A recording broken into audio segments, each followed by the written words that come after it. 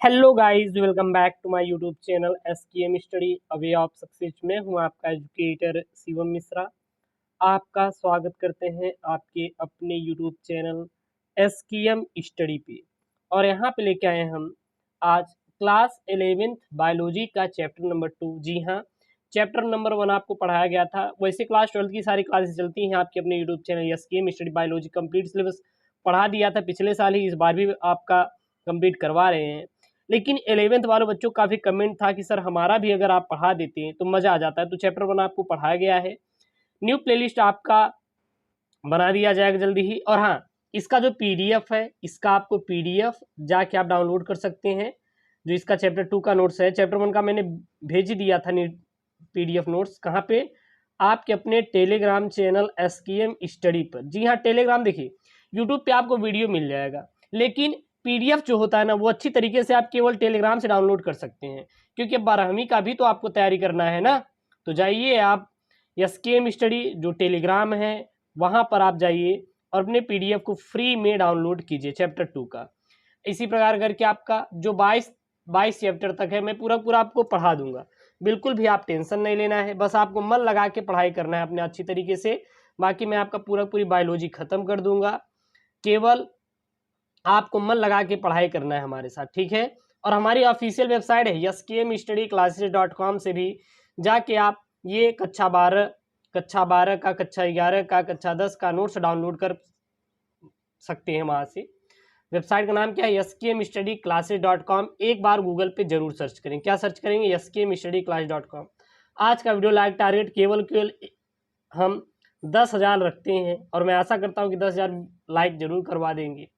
देखिए मेरे प्यारे बच्चों, आपको मैं फ्री में पढ़ा रहा हूँ, एक भी आपसे रुपये नहीं लिया जा रहा है। पूरा आपको मैं नोट्स एक ही वीडियो में पूरा पढ़ा दे रहा हूँ, ताकि आप अच्छे से इसको नोट्स बना सके।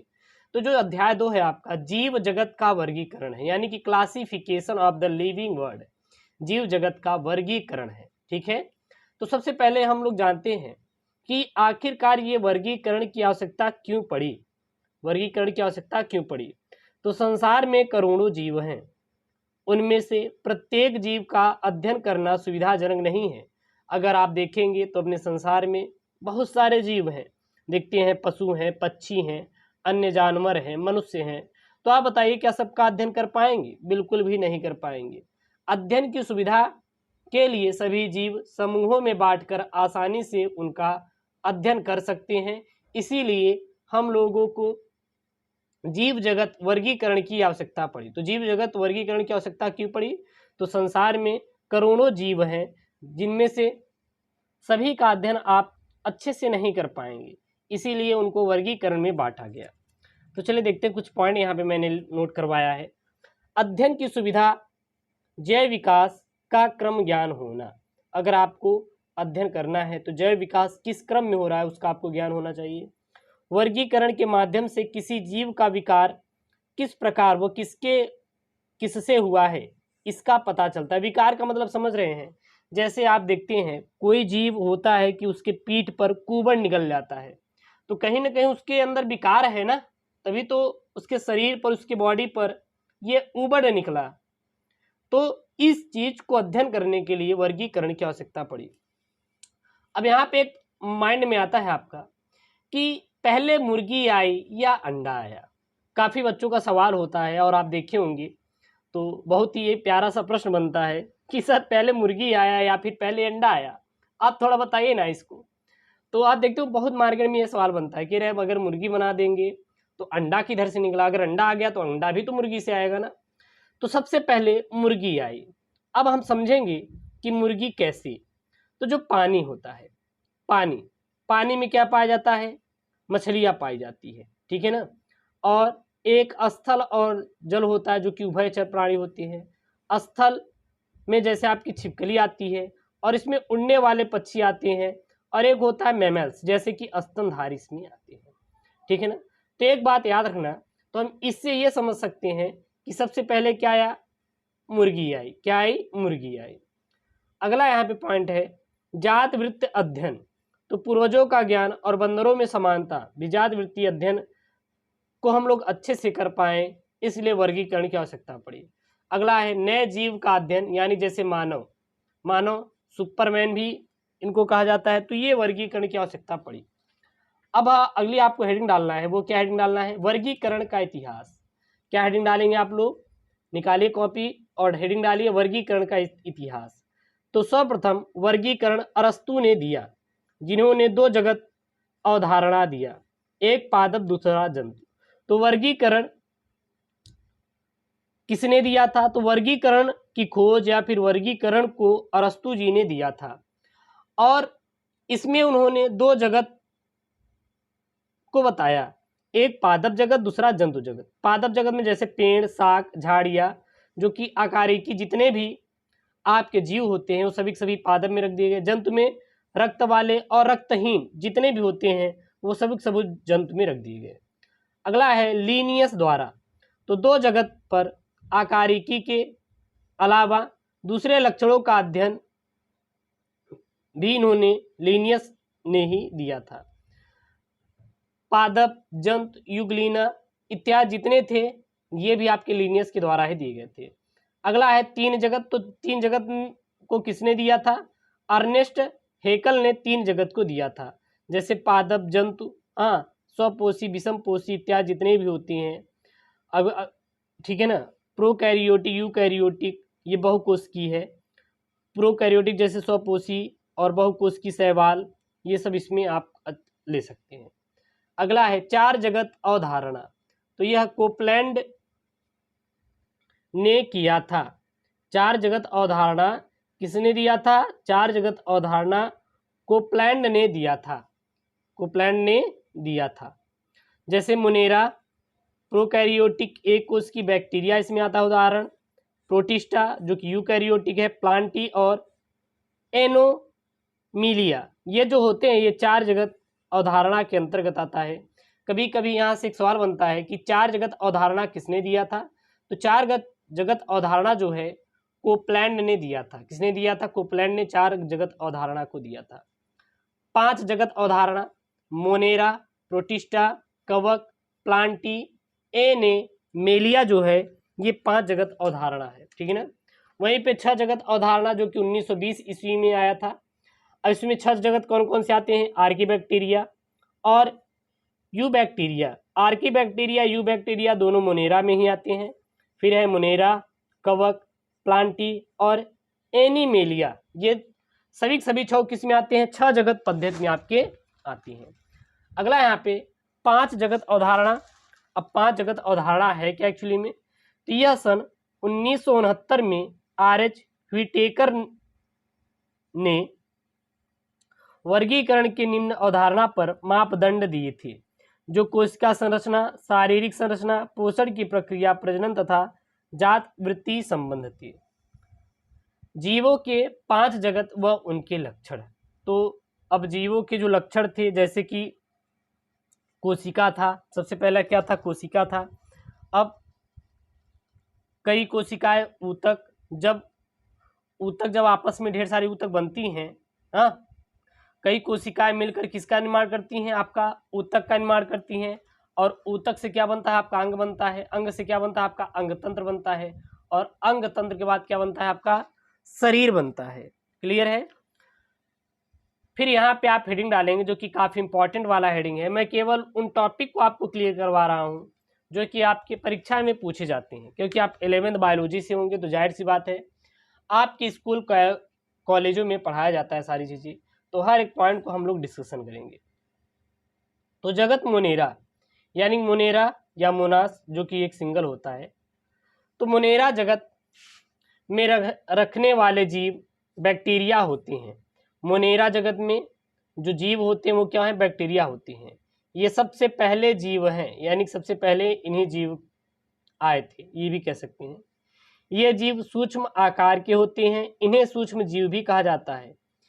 जो मोनेरा जगत में जितने भी जीव होते हैं क्या होते हैं? बहुत ही सूक्ष्म होते हैं, इसीलिए इन्हें सूक्ष्म जीव का नाम दिया गया है। ये जीव गर्मजल, मरुस्थल, बर्फीले स्थान व समुद्र की अनंत गहराई में किसी भी विषम व प्रतिकूल परिस्थिति में रह सकते हैं। अगर हम मोनेरा जगत में रहने वाले जीवों की बात करें तो ये जो जीव होते हैं यह जल में भी रह लेते हैं, मरुस्थल में भी रह लेते हैं बर्फीले स्थान में भी रह लेते हैं, समुद्र की अनंत गहराई में भी ये जीव रह लेती हैं। ये विषम और प्रतिकूल परिस्थितियों में हमारे मुनेरा जगत वाले जीव रह सकते हैं। इस जगत की कोशिका प्रोकैरियोटिक होती है, अर्थात केंद्रक बिना किसी केंद्रक झिल्ली के होती हैं। इनमें किसी प्रकार के कोशिकांग नहीं होते। अगर हम जगत मोनेरा की बात करेंगे तो इसमें आप किसी प्रकार का भी कोशिकांग नहीं पाएंगे। जैसे माइटोकॉन्ड्रिया, एक अंतःप्रद्रवी जालिका और गाल्जिकाएं इत्यादि जो होती हैं, ये हमारे जगत मोनेरा के एक उदाहरण ले सकते हैं। कोशिका भित्ति सेलुलोज रहित व पेप्टिडो ग्लाइकोजन बहुशर्करा एमिनो अम्ल से बनी होती है, जैसे कि माइकोप्लाज्मा।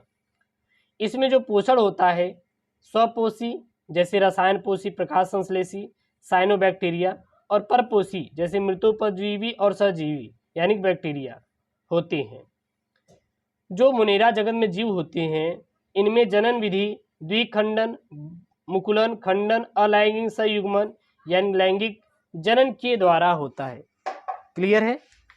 अब अगला हम बात करेंगे जीवाणु की। किसकी बात करेंगे? जीवाणु की। तो सबसे पहले जानते हैं जीवाणु शब्द का प्रयोग सत्य जीवाणु या यू बैक्टीरिया के लिए ही किया जाता है। जीवाणु शब्द का प्रयोग किसके लिए करते हैं? तो जीवाणु शब्द प्रयोग सत्य जीवाणु या यू बैक्टीरिया के लिए किया जाता है। बैक्टीरिया शब्द ग्रीक शब्द के बैक्टीरियम से बना है, जिसका अर्थ होता है छोटी क्षण। क्या अर्थ होता है? छोटी क्षण होती है। इसकी खोज किसने किया था? जीवाणु की खोज किसने किया था? तो जीवाणु की खोज एंटोनी वॉन ल्यूवेनहॉक ने किया था। एंटोनी वॉन ल्यूवेनहॉक ने अपने बनाए सूक्ष्मदर्शी से अपने दांत की खुरचन में अनेक जीवाणुओं को देखा। एनबर्ग ने 1838 में इन्होंने जीवाणु नाम दिया। जीवाणु नाम किसने दिया था? एरनबर्ग ने जीवाणु शब्द दिया था। खोज किसने किया था? एंटोनी वॉन ल्यूवेनहॉक ने। जीवाणु के विस्तृत अध्ययन का श्रेय लुई पास्चर को दिया जाता है। खोज किसी और ने किया, नाम किसी और ने दिया, अध्ययन किसी और ने किया। कुछ नोट पॉइंट है, इसको आप याद रखिएगा हमेशा। विज्ञान की वह शाखा जिसके अंतर्गत जीवाणु का अध्ययन किया जाता है जीवाणु विज्ञान यानी कि बैक्टीरियोलॉजी कहलाती है। विज्ञान की वह शाखा जिसके अंतर्गत जीवाणुओं का अध्ययन किया जाता है उसे क्या कहते हैं? जीवाणु विज्ञान कहते हैं। अब बात करेंगे इसके स्ट्रक्चर यानी कि हम लोग संरचना के बारे में। तो जीवाणु का परिमाप यानी जीवाणु आकार में अत्यंत सूक्ष्म होते हैं। इनकी लंबाई लगभग 3 से 5 माइक्रो mm होता है तथा व्यास 0.2 से 1.5 माइक्रोन तक होता है। जीवाणुओं का आकार की बात करेंगे तो जीवाणु के आकार के आधार पर निम्नलिखित प्रकार के होते हैं। कौन कौन से जीवाणु होते हैं आकार के आधार पे? जैसे आपका कोकाई, ये क्या आपका कोकाई। तो ये जीवाणु सामान्यतः गोलाकार होती हैं। एक गोलाकार जीवाणु कोकस कहलाते हैं। कोशिका विन्यास के आधार पर देखिए कितने प्रकार के होते हैं। माइक्रोकोकाई जैसे आपका micrococcus, agilis, diplococci, streptococcus, tetracocci, staphylococci, sarcinae, bacilli जैसे आप देखेंगे छड़ाकार जीवाणु होते हैं। कोकाई के बाद ये कोकाई का पार्ट है यहाँ तक, फिर उसके बाद बेसिलाई का है यहाँ पे। तो जो बेसिलाई होते हैं ये छड़ाकार जीवाणु कहलाते हैं। एक छड़ाकार जीवाणु बेसिलस कहलाता है। ये निम्न प्रकार के होते हैं जैसे कि डिप्लोबैसिलाई यानी कि डिप्लोबैसिलस, स्टेप्टोबैसिलाई और शाखित तंतु में। अगला आता है आपका सर्पिलाकार जीवाणु। सर्पिलाकार जीवाणु की बात करें तो ये जीवाणु एक घुमाव के साथ वक्राकार होते हैं और यह आपके 2 प्रकार के होते हैं। कौन कौन से होता है? पहला होता है आपका विब्रियो और दूसरा होता है स्पाइरिलम। विब्रियो मतलब विब्रियोकोमा और स्पाइलम मतलब कि स्पाइरिलम रूपक्रम, ठीक है ना। अब यहाँ पे देख सकते हैं कई हमने आकार भी लिया, जैसे गोलाकार, छड़ाकार, सर्पिलाकार और विब्रियो। गोलाकार में जैसे कोकस और कोकाई जो होते हैं ये गोलाकार में आते हैं। छड़ाकार में बैसिलस, बैसिलाई, सर्पिलाकार में स्पाइरल्स और विब्रियो में विब्रियो कोलार, यानी जो हैजा जीवाणु होते हैं यह विब्रियो में ही आते हैं। अब बात करेंगे पोषण के बारे में। तो आपको पता होगा कक्षा 10वीं में भी पढ़े थे कि पोषण कितने प्रकार के होते हैं। तो जो पोषण होते हैं 2 प्रकार के होते हैं, एक स्वपोषी पोषण, दूसरा विषम पोषी पोषण। तो सबसे पहले बात करेंगे हम लोग स्वपोषी पोषण के बारे में, जैसे कि प्रकाश संश्लेषण और रसायन पोषी। स्वपोषी 2 प्रकार के होते हैं, प्रकाश संश्लेषण, रसायन संश्लेषण। प्रकाश संश्लेषण में वर्णक, क्लोरोप्लास्ट और क्लोरोफिन मिलकर भोजन का निर्माण करते हैं। रसायन पोषी में CH4H2S और वर्णक मिलकर क्लोरोफिल कह सकते हैं आप यहाँ पे निर्माण करते हैं शुगर का। क्लियर है। अगला आप हेडिंग डालिए मोनेरा जगत में बैक्टीरिया। क्या हेडिंग डालेंगे? मोनेरा जगत में बैक्टीरिया। तो मोनेरा जगत में 2 प्रकार की बैक्टीरिया होती हैं। सबसे पहले आर्की बैक्टीरिया, दूसरा होता है यू बैक्टीरिया। तो मोनेरा जगत में बैक्टीरिया को प्रायः 2 समूहों में बांटा गया है। सबसे पहले क्या आर्की बैक्टीरिया, फिर क्या है यू बैक्टीरिया। तो सबसे पहले हम बात करेंगे आर्की बैक्टीरिया के बारे में। तो यह विपरीत पर्यावरणीय परिस्थितियों जैसे अत्यधिक ताप, ऑक्सीजन की कमी, उच्च दाब, उच्च लवणता, उच्च अम्लता आदि में रहने वाले सक्षम होते हैं। यह जीवाणुओं का आदिम समूह है। इनकी कोशिका भित्ति में सेलुलोज तथा पेप्टाइडो ग्लाइकान नहीं पाए जाते हैं, ठीक है ना। हमारे बॉडी का टेम्परेचर कितना होता है? 37 डिग्री सेंटीग्रेड होता है, याद रखना ये चीज़। ये तो आप ले सकते हैं, बस ये इंपॉर्टेंट नहीं, इसको छोड़ देते हैं। बाकी यहाँ से स्ट्रक्चर बनाया गया है, इसके बारे में आपको ज़्यादा वो नहीं करना है, ठीक है ना। चलिए अगला आपका है मेथेनोजन्स। मेथेनोजन्स क्या होते हैं? ये दलदली जमीन तथा जुगाली करने वाले अर्थात रूमिनेट पशुओं जैसी गाय, भैंस आदि में पाए जाते हैं। ये इनके गोबर से मीथेन यानी कि जैव उत्पादित करते हैं। अगला है रूमिनेंट ऑर्गेनिज्म। होते क्या है? तो ये देखेंगे तो निम्नलिखित प्रकार के होते हैं। सबसे पहला होता है हेलोफिल्स। तो ये अत्यधिक लवणीय क्षेत्रों में पाए जाते हैं। दूसरा है थर्मो एसिडोफिलस। तो ये अत्यधिक ताप व निम्न पीएच के गर्म झरनों में पाए जाते हैं, जैसे थर्मोफिलस और एक्बेरिकस। अगला है यू बैक्टीरियाई। तो यू बैक्टीरिया देखेंगे यह वास्तविक या मॉडर्न बैक्टीरिया है, या फिर इसे वास्तविक या मॉडर्न बैक्टीरिया भी कहते हैं। इनमें कसाब यानी कि उपस्थित होता है अधिकांश मात्रा में, या फिर अनुपस्थित जैसे साइनोबैक्टीरिया में होते हैं। जैसे इसका उदाहरण क्या आपका माइकोप्लाज्मा। अगला है साइनोबैक्टीरिया। तो इन्हें नीले हरे शैवाल भी कहा जाता है, और ये क्या होते हैं? स्वपोषी होते हैं। इनमें हरी लवक पाया जाता है। जो साइनोबैक्टीरिया होते हैं क्या होते हैं? साइनोबैक्टीरिया आपके, तो ये नीले हरे शैवाल भी साइनोबैक्टीरिया को कहा जाता है। क्लियर है। और ये क्या होते हैं? इनमें हरी लवक पाया जाता है। दूसरे पॉइंट में आप लिख सकते हैं, क्या लिख सकते हैं दूसरे पॉइंट में? यह एक कोश की संयुग्मक तंतुमय के अलावा जलीय व स्थलीय होती हैं। इनके कॉलोनियां प्रायः जैली समान, ठीक है ना, पदार्थ से ढकी रहती हैं। अगला है आपका उदाहरण, जैसे कि आसिलेटोरिया यानी कि नॉस्टाका। अगला है यहाँ पे आपका पॉइंट, कुछ बैक्टीरिया जैसे नॉस्टाक, एनाबीना वायुमंडलीय नाइट्रोजन को नाइट्रेट यानी कि नाइट्राइडर व एमोनिया में बदलकर पादपों को पहुंचाती हैं। इसे नाइट्रोजन स्थिरीकरण भी कहती हैं। इनमें कुछ विशेष प्रकार की कोशिकाएं होती हैं जिन्हें हेट्रोसिस्ट भी कहा जाता है। अब बात करते हैं बैक्टीरिया के प्रकार के बारे में। तो बैक्टीरिया निम्नलिखित प्रकार के होते हैं, जैसे कि आकार के आधार पर, कसाब के आधार पे। तो कसाब के आधार पे जैसे कि अकसाबयुक्त और कसाब की। अकसाबयुक्त जैसे आपका क्या कहते हैं, जिनमें कसाब अनुपस्थित होते हैं, उदाहरण के लिए लैक्टोबैसिलस और पास्चुरेला।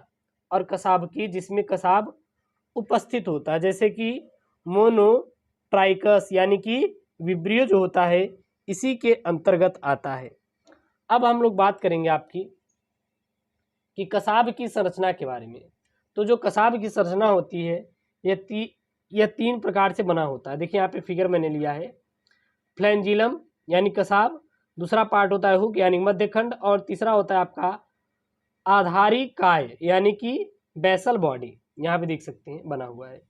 बैक्टीरिया में श्वसन, तो बैक्टीरिया में श्वसन कितने प्रकार का होता है आपका? बैक्टीरिया में श्वसन दो प्रकार का होता है। कौन कौन से? आपका एक ऑक्सी श्वसन होता है, दूसरा क्या होता है? अनऑक्सी श्वसन। तो बैक्टीरिया में कितने प्रकार के श्वसन होते हैं? दो प्रकार के, ऑक्सी श्वसन, दूसरा अनऑक्सी श्वसन। तो ऑक्सी श्वसन क्या होते हैं? जैसे ग्लाइकोलाइसिस यानी कोशिका द्रव्य, और अनऑक्सी श्वसन किण्वन। फिर है क्रेब्स साइकिल यानी कि प्लाज्मा मेम्ब्रेन, और इसमें है कर्ट्रिफिकेशन। अगला यहाँ पे ईटीएस यानी कि जैसे कि प्लाज्मा और मिजोसोम में होता है, और है यहाँ पे ऑक्सीडेविड और फास्फोरेशन, और इसमें जो कार्बनिक आपके पदार्थ होते हैं। इसका उदाहरण क्या है? सीडोमोनास, और इसका उदाहरण क्या है आपका? क्लास्ट्रीडियम होता है। कुछ जीवाणु दोनों ही अवस्थाओं जैसे ओटी की उपस्थिति या अनुपस्थिति में श्वसन करने में सक्षम होते हैं, और इन्हें विकल्पी भी कहा जाता है, जैसे कि ई कोलाई जो होते हैं यह इसी के अंतर्गत आते हैं। क्लियर है? अब हम लोग देखेंगे अगला पॉइंट, वो क्या है आपका? ग्राम पॉजिटिव तथा ग्राम निगेटिव जीवाणु, जो कि काफ़ी इंपॉर्टेंट वाला पॉइंट है, और ये आपके एग्जाम के पॉइंट ऑफ व्यू से काफ़ी इंपॉर्टेंट पॉइंट है, इसलिए आप इसको नोट कर लीजिए, तैयार कर लीजिए। तो वैज्ञानिक हेंस क्रिश्चियन ग्राम ने 1884 में जीवाणुओं को उनके अभिरंजन अर्थात रंगने की तकनीकी, जिसे ग्राम स्टेनिंग कहते हैं, के आधार पर दो समूहों में बांटा गया, ग्राम पॉजिटिव जीवाणु व ग्राम निगेटिव जीवाणु। तो ग्राम पॉजिटिव जीवाणु और ग्राम निगेटिव जीवाणु को बांटा। ग्राम पॉजिटिव और ग्राम निगेटिव, अगर हम इसका प्रैक्टिकल देखें तो जैसे कि ग्राम पॉजिटिव किस में मिलेगा आपका? दही में, क्रिस्टल पायलट में स्टेन, और माइक्रोस्कोप से आप देख सकते हैं एल्कोहल और सेफ्रिन में इत्यादि के द्वारा हम इसका पता भी लगा सकते हैं। अब हम लोग थोड़ा देख लेते हैं कि ग्राम पॉजिटिव और ग्राम निगेटिव जीवाणु में अंतर किस प्रकार से आप समझ सकते हैं अलग अलग तरीके से। तो एक तरफ आप लिख लेंगे ग्राम पॉजिटिव और दूसरा तरफ लिख लेंगे ग्राम निगेटिव। तो ग्राम पॉजिटिव जो है, ग्राम स्टेनिंग ने बैगनी रंग लेते हैं, यानी कि रंग लेते हैं इसको मतलब कि इनका पता लगाने के लिए, प्रैक्टिकल करने के लिए, और इसमें ग्राम स्टेनिंग में बैगनी रंग छोड़ देते हैं। ये ग्राम स्टेनिंग में बैगनी रंग ले लेते हैं और ये छोड़ देते हैं ग्राम निगेटिव वाले। इसमें कोशिका भित्ति होमोजीनस तथा मोटी, जो कि 150 से 200 एंगस्ट्राम तक होती है, और जो ग्राम निगेटिव में देखें तो कोशिका भित्ति यानी कि हेट्रोजीनस तथा अपेक्षाकृत पतली, यानी कि 75 से 120 एंगस्ट्राम तक होती है। इसमें कोशिका भित्ति में एंटीजेनिक टीकोइक अम्ल होता है, और इसमें इंटोजेनिक लिपोपाइलसैकेराइड होता है। ग्राम पॉजिटिव में इसमें लिपिड की मात्रा 1 से 4% होती है, और इसमें लिपिड की मात्रा अधिक यानी कि 11 से 22% तक होती है। अगला देखेंगे तो इसमें प्रोटीन कम तथा कुछ ही प्रकार के एमिनो अम्ल मिलते हैं, और इसमें अपेक्षाकृत प्रोटीन अधिक तथा अनेक प्रकार के एमिनो अम्ल मिलते हैं। प्रतिजैविकों के प्रतिक्रम प्रतिरोध होते हैं इसमें, और इसमें प्रतिजैविकों के प्रति अधिक प्रतिरोध होता है। ये लाइसोजाइम के प्रति अधिक प्रतिरोधी होते हैं, और ये लाइसोजाइम के प्रति कम प्रतिरोधी होते हैं। उदाहरण के लिए जैसे आपका क्लास्ट्रीडियम बैसिलस और ये है आपका राइजोबियम इकोलाई, क्या होते हैं इसके उदाहरण हैं। अगला हेडिंग डालेंगे आप लोग, क्या हेडिंग डालेंगे? जीवाणु कोशिका की संरचना। हेडिंग क्या डालनी है आपको? जीवाणु कोशिका की संरचना हेडिंग डालना है। जीवाणु एक कोश की सूक्ष्म जीव है। इसकी कोशिका प्रोकैरियोटिक प्रकार की होती है। जो जीवाणु कोशिका होती है क्या होती है? यह एक कोश की प्रोकैरियोटिक होती है। इसमें स्लाइम परत पाया जाता है, यानी कि स्लाइम लेयर। यह कोशिका भित्ति के बाहर एक आवरण के रूप में मिलती है जो पॉलीसैकेराइड तथा एमिनो अम्ल भी होती है, एमिनो अम्ल से बनी होती है। अगला इसमें कोशिका भित्ति यानी सेल वॉल पाया जाता है। कोशिका भित्ति दृढ़ होती है। ग्राम निगेटिव जीवाणु की भित्ति 10 से 15 नैनोमीटर मोटी होती है। इसमें 50% आपका लेपोपिली सैकेराइड्स होते हैं और 10 से 15% आपका पेप्टिडोलाइकन और 30% आपका क्या होता है? फैफोलाइपाइड और 13% क्या होता है? आपका प्रोटीन पाया जाता है। ग्राम पॉजिटिव जीवाणु की भित्ति 20 से 25 नैनोमीटर होती है। इसमें लगभग 20 से 80% पेप्टिडोग्लाइकॉन और कुछ भाग में प्रोटीन तथा पॉलीसैकेराइड तथा लिपो पॉलीसैकेराइड होती हैं। कोशिका भित्ति के बाहर टिकोइक एसिड का बना एक अस्तर होता है। अगला देखेंगे जीवद्रव्य कला। तो इसमें लिपोप्रोटीन, इसमें यह लिपोप्रोटीन यानी कि लिपोप्रोटीन की बनी होती है, ठीक है ना। इसके अंतःवलय में मीसोसोम बनता है। अगला है मीसोसोम क्या होता है? तो ये नलिकावत या पेसिकुलर होते हैं। इसमें श्वसन के लिए आवश्यक एंजाइम भी होता है। नोट में अगर देखें तो जैसे मीसोसोम मुख्यतः ग्राम पॉजिटिव जीवाणुओं में ही मिलते हैं। अगला हम बात करेंगे कोशिका द्रव्य के बारे में। तो ये कोशिका द्रव्य भैया क्या होती है एक्चुअली में? तो कोशिका द्रव्य जल, प्रोटीन, एमिनो अम्ल, एंजाइम, लिपिड, डीएनए तथा आरएनए, कार्बोहाइड्रेट, खनिज, ये खनिज रहेगा, तत्व आदि पाए जाते हैं। केंद्रकाभ जीवाणु कोशिका में केंद्रक नहीं होता है। अगला है प्लाज्मिड। जीवाणुओं में एक अतिरिक्त वृत्ताकार डीएनए अणु होता है जिसे हम प्लाज्मिड कहते हैं। कसाभ या फ्लैंजेला, तो यह फ्लैंजेलिन नामक प्रोटीन का होता है। यह जीवाणु के चलन अंग है।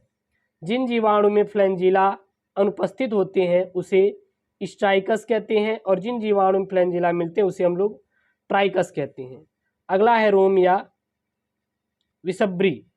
ग्राम पॉजिटिव जीवाणुओं की कुछ जातियों में फ्लैंजेला के अलावा भित्ति पर अनेक सूक्ष्म रचनाएं होती हैं जिसे रोम या फिब्री कहते हैं। अब बात करेंगे जगत मोनेरा को। तो जगत मोनेरा अगर दो प्रकार से बांटा गया, जैसे कि यू बैक्टीरिया और आर्की बैक्टीरिया। यू बैक्टीरिया में जीवाणु, साइनोबैक्टीरिया और माइकोप्लाज्मा। तो हम लोग जीवाणु, साइनोबैक्टीरिया पढ़े, आर्की बैक्टीरिया के बारे में। अब हम पढ़ेंगे माइकोप्लाज्मा के बारे में। तो माइकोप्लाज्मा क्या होता है? माइकोप्लाज्मा ऐसे आभासी सूक्ष्म जीव हैं जिसमें कोशिका भित्ति नहीं पाई जाती। माइकोप्लाज्मा में आपकी कोशिका भित्ति बिल्कुल भी नहीं पाई जाती। ये सबसे छोटी जीवित कोशिकाएं होती हैं जो O2 के बिना भी जीवित रह सकती हैं। सबसे छोटी जीवित कोशिका कौन सी है आपकी? तो माइकोप्लाज्मा। याद रखना, सबसे छोटी जीवित कोशिका माइकोप्लाज्मा होता है। अगला है मोनेरा में रखने का कारण। इसका क्या कारण है कि हमने माइकोप्लाज्मा को मोनेरा में रखा है? तो बहुत से लक्षण बैक्टीरिया से मिलते हैं, इसीलिए हम लोग ने मोनेरा में रखा है इसे। सर्वप्रथम पास्चर नामक वैज्ञानिक ने पशुओं में ल्यूरोनीमोनिया रोग कारण के रूप में इनकी खोज की, इसीलिए इन्हें प्लेरोनीमोनिया सदृश जीव भी कहा जाता है। अगला बात करेंगे हम लोग पशुओं में किसके रूप में बनते हैं? यहाँ पे PPLO के रूप में पाए जाते हैं। जैसे माइकोप्लाज्मा अधिकतर 9 स्थानों पर पाए जाते हैं, ठीक है। जैसे आपका वाटर, प्लांट, एनिमल इत्यादि में पाए जाते हैं। सन 1898 में फ्रांस के वैज्ञानिक नोकॉर्ड और सैक्स ने इन्हें संवर्धन माध्यम में उगाया था। किसको? माइकोप्लाज्मा को। इनकी कोशिकाएं गोलाकार तंतुवत तारकाय प्रकार की होती हैं और ये अपने रूप को बदलते रहते हैं। इसी कारण इन्हें बहुरूपी जीव भी कहा जाता है। अगला हम बात करेंगे माइकोप्लाज्मा के लक्षण के बारे में। तो यह एक कोश की जीव प्रोकैरियोटिक गोलाकार अथवा अंडाकार होती हैं। इनका रूप प्रायः कई प्रकार का होता है, जैसे जो कि संवर्धन माध्यम के अनुसार बदलता रहता है। ये जंतुओं तथा पौधों में परजीवी के रूप में होते हैं। इनका आकार 100 से 500 नैनोमीटर तक होता है। इन्हें जीवाणु फिल्टर से नहीं छाना जा सकता। इनमें कोशिका भित्ति का अभाव होता है। इनमें डीएनए व आरएनए पाया जाता है और इनमें राइबोसोम उपस्थित होता है जो जीवाणु 70S प्रकार का होता है। इनकी कोशिका पेनिसिलिन प्रतिजैविक से प्रभावित कभी भी नहीं होती। माइकोप्लाज्मा रोग ये क्या होते हैं? तो अनेक माइकोप्लाज्मा प्राणियों और पादपों के लिए रोगजनक होते हैं। प्राणियों व पौधों में माइकोप्लाज्मा से होने वाले कुछ रोग निम्नलिखित हैं, जैसे पशुओं का जननांग शोथ, मनुष्यों में अप्रारूपिक निमोनिया, बैगन का लघु पर्ण रोग और पपीते में गुच्छित रोग इत्यादि माइकोप्लाज्मा से होने वाले रोग हैं। माइकोप्लाज्मा का क्या महत्व है? तो माइकोप्लाज्मा ऐसे माध्यम में वृद्धि कर सकते हैं जिनमें जीवित कोशिका नहीं होती। ये ऐसे फिल्टर से निकल जाते हैं जिनमें जीवाणु नहीं निकल पाते। इसीलिए इन्हें जीवाणु विषाणु के बीच की कड़ी का जीव भी मानते हैं और ये दोनों से बचुता यानी कि भाईचारा भी दर्शाते हैं। अब हम लोग बात करेंगे प्रोटिस्टा जगत के बारे में। ये प्रोटिस्टा क्या होता है? तो सबसे पहले हम बात करेंगे प्रोटिस्टा के लक्षण क्या क्या होते हैं। तो यह एक कोश की सुकेंद्रकीय जीव होते हैं। इस जगत के अधिकांश सदस्य जलीय, स्थलीय व कुछ नम स्थानों पर रहते हैं। अधिकांश स्वपोषी व कुछ परपोषी भी होते हैं। कसाभ, पच्छ, माभ व कुटपाद उपस्थित होते हैं। जनन लैंगिक व अलैंगिक जनन हो सकता है इसमें। कुछ सदस्यों में कोशिका भित्ति उपस्थित व कुछ में अनुपस्थित होती है।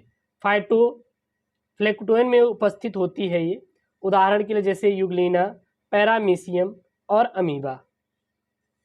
प्रोटिस्टा जगत के कुछ समूह जैसे कि आपका प्रकाश संश्लेषण समूह है और अपघटक प्रोटिस्टा समूह और विषम प्रोटिस्टा समूह।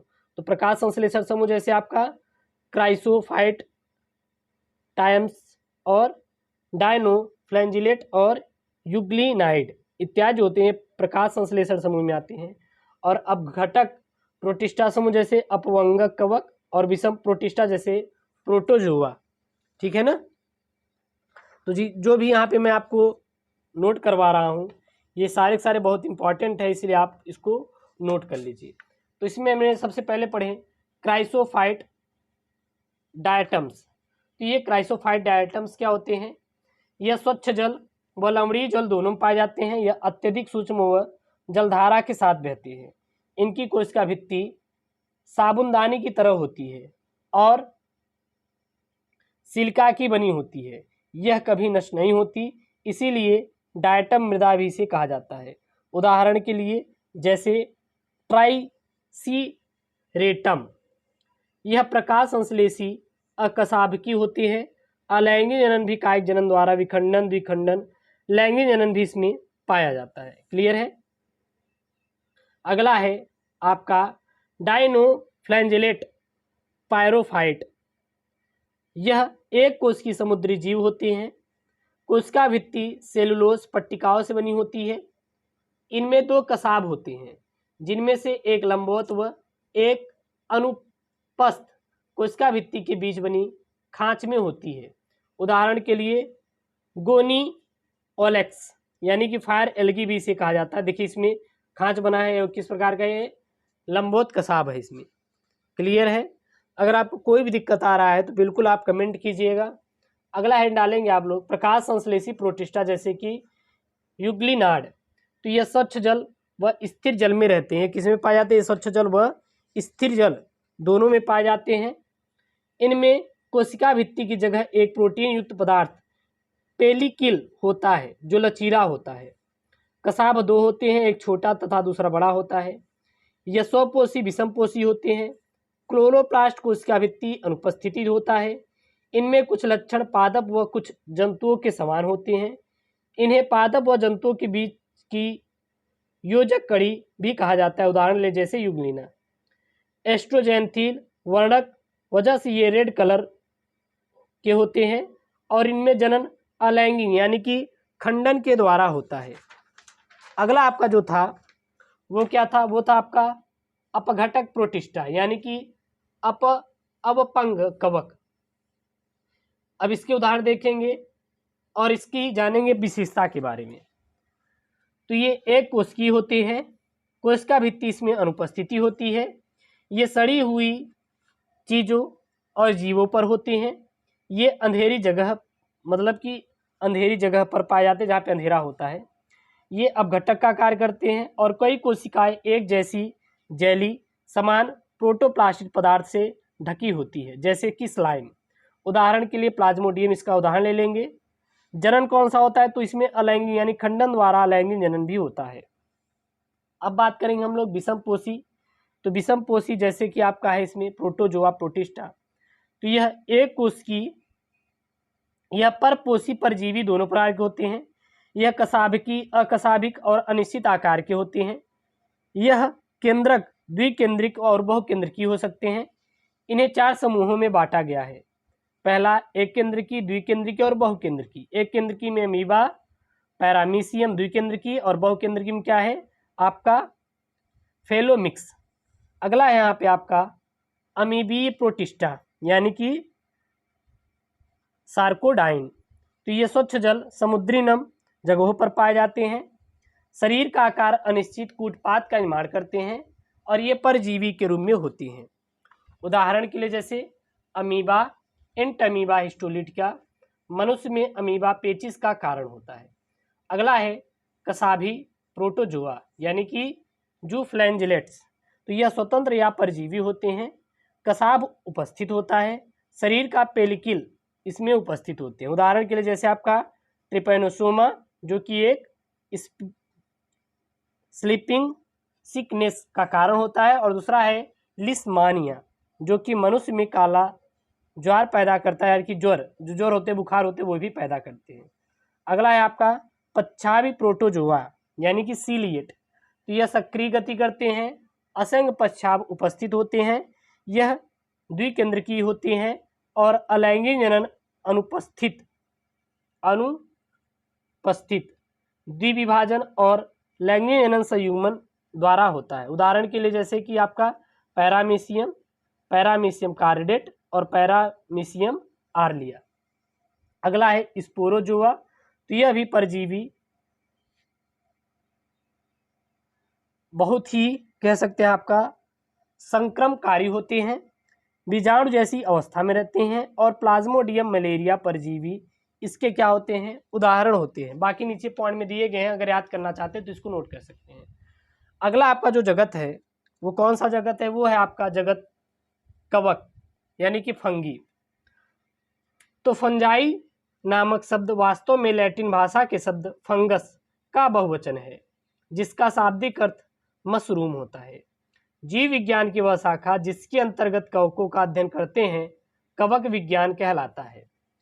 पी एंटोनियो मिचेली ने कवक विज्ञान का जनक तथा कवक ईजे बटलर को भारतीय कवक विज्ञान एवं पादप रोग विज्ञान का जनक भी कहा जाता है।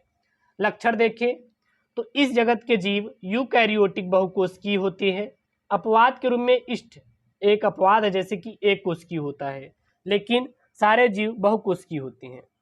कोशिका भित्ति काइटिन व पॉलीसैकेराइड की बनी होती है यानी कि होमोसैकेराइड भी कह सकते हैं। इनमें पर्णरहित लवक अनुपस्थित होता है। ये परपोषी मृतोपजीवी होते हैं। मृत पदार्थों से घुलनशील कार्बनिक पदार्थ अवशोषित करते हैं और कई सह परजीवी भी होते हैं। संचित भोजन ग्लाइकोजन व तेल बूंदों के रूप में यह पाए जाते हैं। में पाए जाते हैं। अलैंगिक व लैंगिक दोनों तरह से ये जनन करते हैं और वितरण दृष्टि से कवक सर्वव्यापी यानी कि हर जगह पाया जाता है। इनकी संरचना देखें तो ये धागे लंबे व जाल युक्त होते हैं। देखिए यहाँ पे कुछ फिगर बना हुआ है, स्क्रीनशॉट करना चाहेंगे तो आप कर सकते हैं। अब बात करेंगे जो आपका कवक होता है इसमें जनन के बारे में। तो एक लैंगिक जनन होता है, दूसरा अलैंगिक जनन होता है। तो अलैंगिक जनन जैसे खंडन, द्विखंडन, बहुखंड, बीजाणु और कोनेडिया। लैंगिक में जैसे प्लाज्मोगैमी यानी जीव द्रव्य संलयन, केंद्रक संलयन और अर्धसूत्री विभाजन होता है। अब देखेंगे हम लोग कवक जाल की आकारिकी बीजाणु के आधार पर कवकों को निम्नलिखित समूहों में बांटा गया है। पहला किस बांटा गया है? फाइकोमाइसिटीज यानी कि शैवाल कवक। तो यह सड़ी गली नम स्थानों पर पाए जाते हैं। यह अपघटी बहुकेंद्रकीय कवक जाल के रूप में होती हैं। अलैंगिक जनन चल बीजाणु व लैंगिक जनन युग्मक संलयन द्वारा होता है। युग्मक संयुग्मी विषम युग्मकी होती है, उदाहरण के लिए म्यूकर और राइजोपस। अगला है आपका एस्कोमाइसिटीज। तो इसमें थैली फंजाई, सैक फंगी कहते हैं इसे भी, और थैली फंजाई कहते हैं यानी कि सैक फंगी कहते हैं। कुछ एक कोष की इष्ट व कुछ बहुकोष की होती हैं। कवक जाल पटी व शाखित होते हैं। अलैंगिक जनन में कोनेडिया बनते हैं व लैंगिक जनन एक्सोपोसोर बनते हैं, जैसे कि एक्सकस बीजाणु होता है। उदाहरण के लिए आपका है पेनिसिलिनियम, मॉरिल व ट्रफल खाने योग्य कवक ये कहलाता है। अगला है वेरोस्पोरा यानी कि जैव रासायनिक व अनुवांशिक प्रयोगों में उपयोगी यह होता है। क्लियर है? अगला आपका कौन सा है? तो अगला है आपका बेसिडियोमाइसिटीज यानी कि क्लब फंगी। के मिट्टी, लट्ठों व वृक्ष के जो आपका होता नहीं ढूढ़ वहाँ पर पाया जाता है। ठीक है। कवक शाखित व पटी होता है। अलैंगिक जनन बीजाणु न बनकर कायिक जनन होता है। इसमें लैंगिक जनन बेसिडियम बनते हैं, जिससे बेसिडियो स्पोर और बेसिडियम बीजाणु नहीं बनती। बेसिडियम फलन काय होता है जिसे बेसिडोकार्प कहते हैं।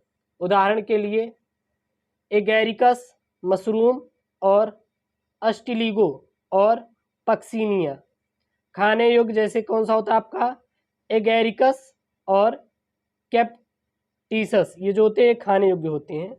अगला जो फंगी आता है वो होता है आपका ड्यूटेरोमाइसिटीज। तो इसे अपूर्ण कवक भी कहते हैं क्योंकि इसमें केवल अलैंगिक जनन ही पाया जाता है। कवक जाल शाखित व पटी होते हैं। कुछ सदस्य मृत परजीवी या परजीवी होते हैं इसमें। उदाहरण के लिए आपका अल्टेनेरिया, ट्राइकोडर्का और सार्कोस्पोरा इत्यादि क्या है इसके उदाहरण हैं। अगला है आपका जगत प्लांटी। तो पादप जगत ये सभी जीव यूकैरियोटिक बहुकोशिकीय व स्वपोषी होते हैं। कुछ पादप कीटनाशी परजीवी भी होते हैं जैसे कीट भक्षी। पादप ब्लेडवर्ट, वीनस, फ्लाई ट्रैप और परजीवी यानी कि अमरबेल इत्यादि होता है। कोशिका भित्ति सेलुलोज की बनी होती है जिसके कारण इनमें लचीलापन कम होता है। यह एक जगह स्थिर रहते हैं तथा इनकी कोशिका में लवक पाए जाते हैं। यह अलैंगिक व लैंगिक दोनों प्रकार के होते हैं। पादपों के जीवन चक्र में दो सुस्पष्ट अवस्थाएं द्विगुणित बीजाणुविद तथा अगुणित युग्मकोद्भिद होती है। इन दोनों में पीढ़ी एकांतर होता है। अगला है आपका जंतु जगत। तो इस जगत के जीव कैसे होते हैं? यूकैरियोटिक बहुकोशिकीय विषम पोषी जंतुमय होते हैं। इनकी कोशिका में कोशिका भित्ति नहीं होती है। इनमें प्रायः गति व प्रचलन होता है। इनमें लवक नहीं पाए जाते, अतः यह पोषण के लिए प्रत्यक्ष व परोक्ष रूप से पौधों पर निर्भर रहते हैं। इनमें जंतु संपोषण पाया जाता है, अर्थात यह ठोस पदार्थ को निगल कर एक आंतरिक गुहिका में पचाते हैं। यह भोजन को ग्लाइकोजन की अवस्था वसा के रूप में संग्रहित करते हैं। पारिस्थितिकी की दृष्टि से इस जीव में उपभोक्ता की श्रेणी में आती हैं। अगला पॉइंट देखें। इनमें वृद्धि एक निश्चित पैटर्न से होती है, उसके बाद वृद्धि रुक जाती है। उच्च कोटि के जंतुओं में विस्तृत संवेदी तथा तंत्रिका प्रेरक क्रिया विधि विकसित होती हैं। कुछ निम्न श्रेणी के जंतु को छोड़कर बाकी जीवों में लैंगिक जनन नर व मादा के संयुग्मन से होता है और बाद में भ्रूण का विकास होता है। अगला हम बात करेंगे विषाणु या वायरस के बारे में। तो वायरस शब्द का अर्थ विष या विषैला तरल होता है। सबसे पहले डीजे इवानोस्की यानी कि 1892 ईस्वी में तंबाकू के मोज़ेक रोग के रोगाणुओं को पहचान कर इसका नाम दिया था, यानी कि वायरस नाम दिया। WM स्टेनले ने सन 1935 में TMV टोबैको मोज़ेक वायरस को क्रिस्टलीकरण द्वारा पृथक करने में सफलता प्राप्त की। इसके लिए स्टेनले ने नोबेल पुरस्कार भी पाया था। वायरस पोषक कोशिका के बाहर निष्क्रिय होते हैं। यह अल्प अविकल्पी परजीवी होते हैं या जीव होते हैं जो पादप व जंतु कोशिकाओं में गुणन करते हैं। जीवाणुओं के अध्ययन को वायरोलॉजी कहते हैं। अगर आप जीवाणु का अध्ययन कर रहे हैं तो उसे क्या कहते हैं आप तो वायरोलॉजी कहा जाता है। ये चीज़ आप याद रखेंगे, पॉइंट वाली चीज़ है। अगला है विषाणुओं के सजीव लक्षण क्या क्या होते हैं। तो सजीवों की बात विषाणु में निश्चित परिमाप होता है, आकार और आकारिकी होते हैं। विषाणुओं में उत्परिवर्तन प्रमुख लक्षण है। विषाणुओं में प्रतिजीवी गुण पाए जाते हैं। विषाणुओं में प्रोटीन के अतिरिक्त RNA DNA दोनों से कोई एक अनुवांशिक पदार्थ होता है। जीवाणु भोजी जो बैक्टीरिया को संक्रमित करता है। सजीवों कोशिका में विषाणु गुणन द्वारा संख्या वृद्धि करते हैं। ये उष्मा परावैंगनिक किरणों आर्द्रता तथा साइनो इत्यादि के प्रति अनुक्रिया दर्शाते हैं। विषाणुओं के निर्जीव लक्षण जैसे इसमें कोशिका का अभाव होता है। इनका रासायनिक पदार्थ की भांति क्रिस्टलीकृत किया जा सकता है। इनमें जीव द्रव्य अनुपस्थिति होता है और इनमें उपापचयी क्रियाओं व पोषण का क्या होता है, अभाव होता है। सजीवों कोशिका के संपर्क में आने पर ये सक्रिय हो जाते हैं तथा कोशिका के बाहर ये निष्क्रिय रहते हैं या अक्रिय रहते हैं। सजीवों व निर्जीवों के बीच की योजक कड़ी इन्हें कहा जाता है। अब बात करेंगे विषाणु की संरचना के बारे में। तो प्रत्येक वायरस के चारों एक प्रोटीन की बनी हुई खोल होती है जिसे कैप्सिड कहते हैं। ये न्यूक्लिक अम्ल व प्रोटीन कैप्सिड आवरण होता है। कैप्सिड छोटी छोटी उप इकाइयों से मिलकर बनी होती है जिसे हम लोग कैप्सोमीयर कहते हैं। विषाणुओं में DNA व RNA कोई एक नाभिकीय अम्ल पाया जाता है। क्लियर है। विषाणुओं में नाभिकीय अम्ल निम्नलिखित रूप में पाया जाता है जैसे कि DS-DNA, SS-DNA और SS-RNA और DS-RNA। तो इसको आप लिख सकते हैं, मैंने आपको दिखा दिया। अब यहाँ पे एक पॉइंट आता है वायराइड। तो सन 1971 में वायराइड की खोज टीओ डायनर नामक वैज्ञानिक ने एक नए संक्रामक कारक के रूप में किया। इनमें एक श्रृंखला स्टैंड वाला RNA न्यूक्लिक अम्ल पाया जाता है। इनमें न्यूक्लिक अम्ल की आणविक भार अत्यधिक कम होता है और इनमें प्रोटीन आवरण का क्या होता है, अभाव होता है। बात करेंगे वायराइड। तो वायराइड जो होता है यह RNA होता है, sRNA यानी वायराइड होता है। अगला हम बात करेंगे प्रोंसक विपर्यन। तो असामान्य रूप से फोल्ड प्रोटीन वाले कारकों द्वारा प्रेरित पाई गई इन कारकों का आकार वायरस के आकार के समान होता है। खोज मेडकाउ डीसियस ने किया था। इन कारकों में प्रोषांग कहा जाता है। इन कारकों को क्या कहा जाता है, प्रोषांग। प्रोषांग द्वारा प्राणियों में होने वाला सबसे उल्लेखनीय क्या होता है, बीमारी होता है। अब बात करेंगे हम लोग विषाणु और बैक्टीरिया में अंतर के बारे में। तो ये प्रायः 100 नैनोमीटर से 300 नैनोमीटर के आकार के होते हैं और बैक्टीरिया 2 माइक्रोन से 10 माइक्रोन के आकार के होते हैं। विषाणु इनमें सजीव व निर्जीव के लक्षण होते हैं और बैक्टीरिया में सजीव के लक्षण दर्शाते हैं। विषाणु इनकी कोशिकीय संरचना नहीं होती और इनमें कोशिका संरचना होती है। विषाणु इसमें अनुवांशिक पदार्थ DNA और RNA होता है। बैक्टीरिया DNA और RNA दोनों प्रकार के होते हैं। विषाणु ये सदैव रोगकारी होते हैं और बैक्टीरिया लाभकारक व हानिकारक दोनों होते हैं। विषाणु ये केवल जीवित कोशिका में सक्रिय रहते हैं और बैक्टीरिया स्वतंत्र जीवी परजीवी या मृतोपजीवी होते हैं। अब हम लोग बात करेंगे लाइकेन के बारे में, जो कि काफ़ी इम्पॉर्टेंट है। इसको आप नोट कर लीजिएगा। लाइकेन शब्द का प्रयोग सर्वप्रथम थियोफ्रैटस ने किया था 284 ईसा पूर्व में। जैतून वृक्ष की छाल पर होने वाली अतिरिक्त उपरिवृद्धि के लिए किया था और इसे लाइकेन कहा जाता है। लाइकेन कवक शैवालों के परस्पर संयोजन से बनते हैं। इनके शरीर का अधिकांश भाग कवक का बना होता है। कवक और शैवाल जब आपस में बनेंगे तो लाइकेन का निर्माण करते हैं। वह कवक सूत्रों के बीच में शैवाल उपस्थित होता है। सामान्य रूप से शैवाल लाइकेन के ऊपरी सतह के समीप ही एक स्तर में उपस्थित रहता है।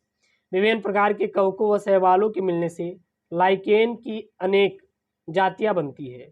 लाइकेन में कवक व शैवाल सजीवी जीवन यापन करते हैं, अर्थात उसके शरीर से ऊपर कवक शैवाल भाग को अलग कर दिया जाए तो इनमें से प्रत्येक का जीवित रहना कठिन होता है। लाइकेन के लाभ क्या होते हैं? पहला होता है खाने के रूप में, दूसरा है औषधि के रूप में, मसाला, जंतु के खाने के लिए और लिटमस पेपर इत्यादि बनाने के लिए। लाइकेन कितने प्रकार के होते हैं ये भी देख लेते हैं, जैसे कि लेप्रोज लाइकेन आप पढ़ सकते हैं, मैंने लिख दिया है, स्क्रीनशॉट कर लीजिए। और क्रेप्टोज लाइकेन, फोलियोज लाइकेन, फ्रेक्टोस लाइकेन। अब है लाइकेन से हानियां क्या होती हैं। तो वनाग्लीन लाइकेनों के कारण ही लगती है। असानिया नामक लाइकेन अति ज्वलनशील होता है। सिस्टेरिया जूनी वेराइन से पिनास्टिक अम्ल नामक विषाक्त रसायन प्राप्त होता है और ये क्या होता है, बहुत ही प्राण घातक होता है। लाइकेन का महत्व क्या होते हैं? तो पारिस्थितिक महत्व, लाइकेन चट्टानों पर पादप अनुक्रमण में विशेष सहयोग करते हैं। लाइकेन प्रदूषण बहुत अच्छे संकेत होते हैं, यह प्रदूषित क्षेत्रों में नहीं उगते हैं और लाइकेन में लिटमस प्राप्त होता है। अम्ली लिकेरिया को आर्कटिक प्रदेशों में भोजन के रूप में करते हैं, जो कि ये क्या होता है, ग्लाइकेन होता है। और खाद्य के रूप में असलिनिया क्लेडोनिया प्रयोग किया जाता है। ठीक है, तो यहाँ पर आपका जो सेकंड चैप्टर है समाप्त होता है। अगर जो टॉपिक आप पुनः समझे बिल्कुल कमेंट कीजिए। मैंने बस एक ऊपरी तरीके से समझाने का कोशिश किया है, हालांकि इसका पूरा फुल वीडियो आपको आने वाला है। ये भी कंप्लीट चैप्टर है, यदि आप इस वीडियो को देख के इसका नोट्स बना सकते हैं और इसका नोट्स आप टेलीग्राम पे भी प्राप्त कर सकते हैं। ओके दोस्तों, थैंक यू, जय हिंद।